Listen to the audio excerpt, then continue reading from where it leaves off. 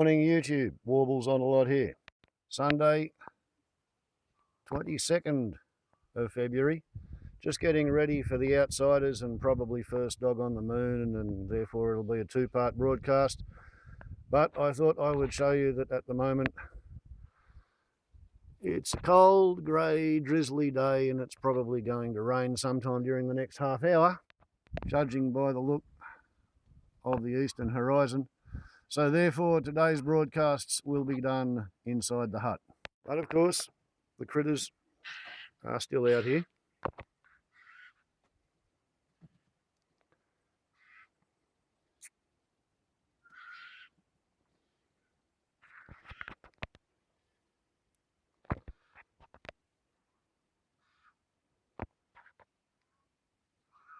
Okay, I'm off inside.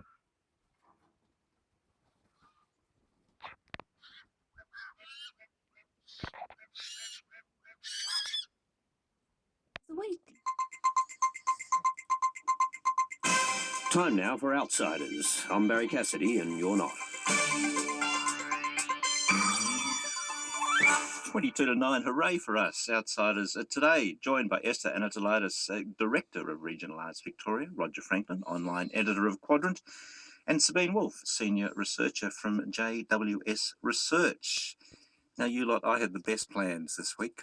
I had this conversation all worked out. I had things I wanted to talk about, and then events intervened, I'm sorry. So, stuff keeps happening, it would seem. It's quite unfortunate, the news cycle that way. Things keep moving on. Especially at the moment. I mean, can't we just have some peace? The Saturday, I'm sure this is a conversation which routinely recurs around the Prime Ministerial breakfast table. Why can't they leave me alone? Yesterday was the turn of the Australian newspaper to have a bit of a swing at the PM. A huge piece by John Lyons detailing what he described, the author, as dysfunction in the Prime Minister's office and the extraordinary idea. And Roger, this would strike you, I'm sure, as extraordinary, of our unilateral invasion of Iraq.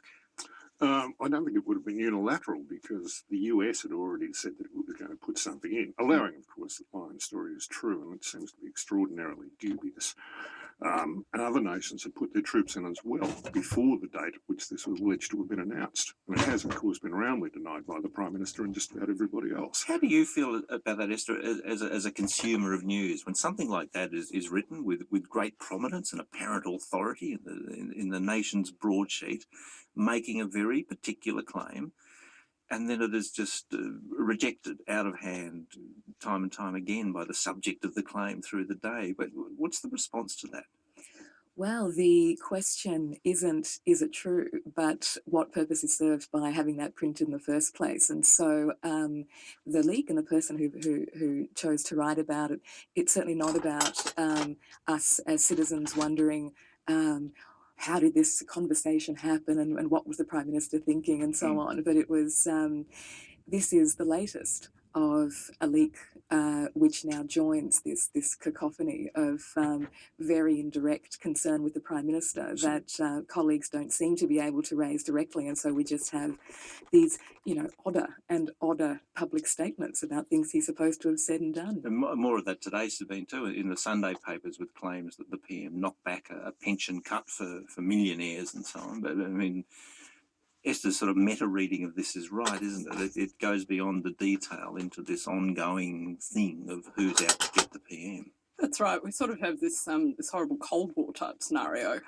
where people are carrying out these little proxy wars in newspapers instead of being able to raise their concerns directly with the Prime Minister's office. And that strikes me as really, really bad for public policy and for politics more broadly. And in certain instances, it breaks cover quite conspicuously. Take this one.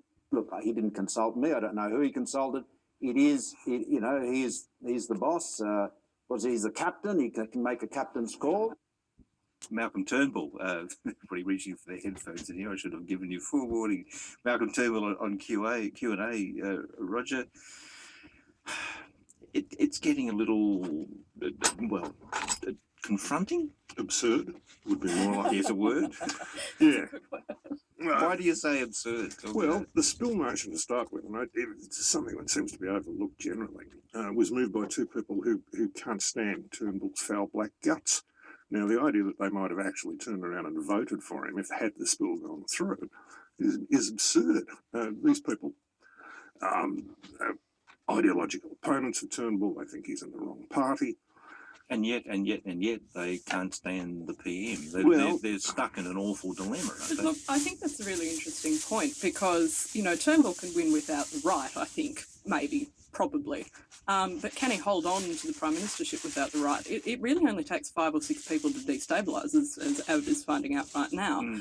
And I don't think the right are going to accept Turnbull. They're very difficult to deal with, you understand, because they're not sort of a uniform group like they were when Nick Minchin was the leader of it. So they're sort of a lot more fragmented, and you have to look after them all individually instead of dealing with them as a group. And I'm just not sure that Turnbull is going to be able to do that. This is the problem, isn't it, with the Liberal Party internal politics, Roger, that no one's actually in charge. It's a whole lot of people running around expressing their view, unlike the Labor Party, where you have warlords marshalling their forces. Yeah, I think actually it's rather an advantage that individuals can have individual opinions, and as long as they're marching more or less in the same direction, it works. The problem, as I see it at the moment with the Abbott government, is that it's trying its very best to replicate all mistakes that were made in Victoria under Baillieu and Naptime. There's centralised command, there are ministers kept out of the dark, and more to the point, the ideology that saw that party elected in the first place has been set back by this sort of niceness offensive. Now, well, it really has. You know, Desposia being appointed to jobs, you know, back down on climate change, which, you know, we were all expecting to see, and, you know, a sensitive matter, but I'll bring it up. A stern stick taken to the ABC. Now, they cut 5%, and they got 150% reaction. Why didn't they cut it 50%, and they would have got 151% reaction? There would have been absolutely no difference at all. So there's a real club-footed, ham-handed approach to policy, and more to that, to presenting the policies in public, to presenting the reasons why these things make sense. Are they just being too nice, Esther? Well, I think when you're approaching the leadership is adversarial politics. It's destabilisation that you're going to, you know, bring out and welcome. You caught that, do you think, Susan? Well, I mean, as Ben was saying, I think the key word there is destabilisation. You don't move a spill motion without a candidate unless you are pretty certain that what you're going to cause is even more internal destabilisation. Unless you want to send a message to the leader that he better pull his socks up and start listening to factions inside the party. Absolutely, and that's the message. But the result is destabilisation because there isn't a culture of trying to facilitate, of trying to build a consensus. So if that culture exists within a party, then it's absolutely possible to move on from that and say, hey, there's clearly been some serious dissatisfaction. Let's really regroup and rethink. But instead we see more adversarial politics and further destabilisation. There's a third possibility there, Sabine, that it's the thing that the media wants out of that story too, is the ongoing sense of instability, because that will give stories that run and run, and that plays into the needs of modern fast-paced media. Look, there might be a point to that, but ultimately political parties need to adapt to the media cycle, and if they can't do that, then they have no business being in politics. If you can't have achievements that you're able to point to sate the media beast, then what are you doing? We saw this under Rudd, actually. You had announcement after announcement after announcement, and eventually everyone sort of woke up and thought, hang on, what have they actually done about it? And to me, like, that seems to be quite a clear pattern of how to run a government that doesn't really work. But Abbott's government doesn't seem to have twigged to that. And if your point of engagement with that media cycle is at that shallow level of winning the day or those really short-term wins, then you're not going to be able to engage with it in a way that's meaningful for policy and for the development of Australian culture. Well, you can win the day, or you can lose the day. Here's an example of that. When Indonesia was struck by the Indian Ocean tsunami, Australia sent $1 billion worth of assistance. We sent a significant contingent of our armed forces. Now, that idea of Indonesia owing us a debt for our aid was first floated, again on Q&A, we heard Malcolm Turnbull before, floated by Alan Jones as well. Is that his name? Yeah, it is too. the radio guy. Yeah. The Prime Minister picking it up. And we see the backlash today, an extraordinary thing happening on social media right as we speak. Coin on Australia is the campaign. It's people in Aceh getting together their loose change to send it back to Australia. It's an awkward moment, Roger.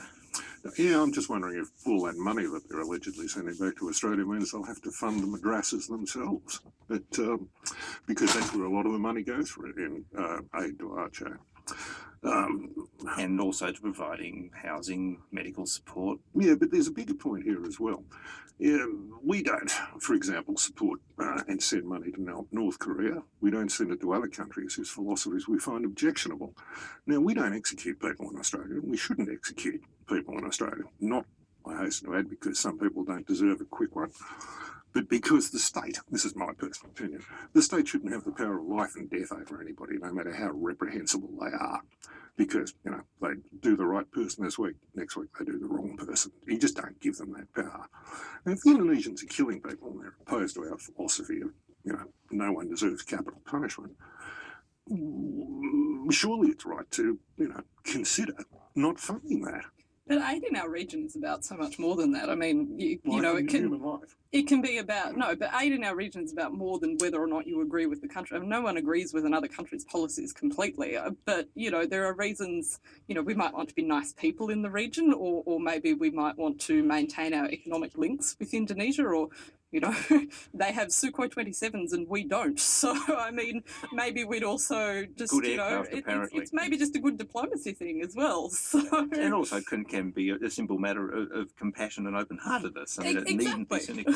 Well, that's right. And I think, I mean, Roger just hit the point there that raising something which is a matter of life and death, and that is what the Prime Minister evoked with that, you know, it is that power of life and death in the kind of aid that we're able to give. And there's so many positive ways of having been able to phrase that, to be able to say that we are your neighbours, we will stand by you, we stood by you during that awful period after the tsunami, we will stand by you in the future, and we would love... More broadly, from a tactical point, it just doesn't work. I mean, when I heard Abbott come out and say that, I thought, well, if he threatened me like that with taking away aid money... Do you really think it was a threat? I don't think so. Well, that's how it was interpreted by Indonesia. Certainly an expression of frustration, which then... interpreted that way in Indonesia, where people had But the that's the barracks obvious pushed. interpretation, though. I mean, That's right. that's exactly what I thought when I heard it. I was like, well, that's not going to go down very well, is it? And it But hasn't. suggested in the future we wouldn't do that. Instead of saying we want a future where we can stand by each other.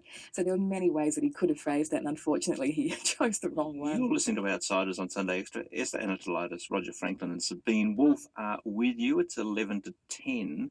I wanted to touch on this because I think it's a really interesting development in and much of what we're talking about is politics sort of grappling with new realities and wicked problems and how to go forward with them. In the UK, there's a campaign on. It's fiercely contested. Politics is as fierce as it could ever be in the UK at the moment, but the three major parties in the UK have signed an agreement on basic points of unanimity around combating climate change.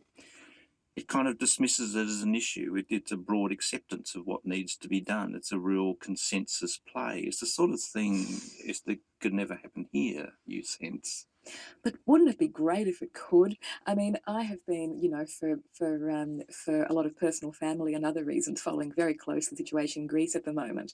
And what I'm seeing there is not necessarily an experiment with alternative economics or with left politics, but a significantly large-scale experiment with political consensus building and the building of alliances, which is where the Citizen Party came from. Mm. This is really welcome to see in the UK, people coming together to think about, okay, let's get this issue politically off the table. I can't imagine a current scenario in Australia. I couldn't even choose a political issue the parties could sit down on at the moment and say, this is vital for our national future. When everything says that that's perhaps one of the best ways to approach some of these issues which are divided so bitterly. And Roger, you've made several sharp intakes of breath. Yeah, because it's again the politics of symbolism. Okay, here endeth part one.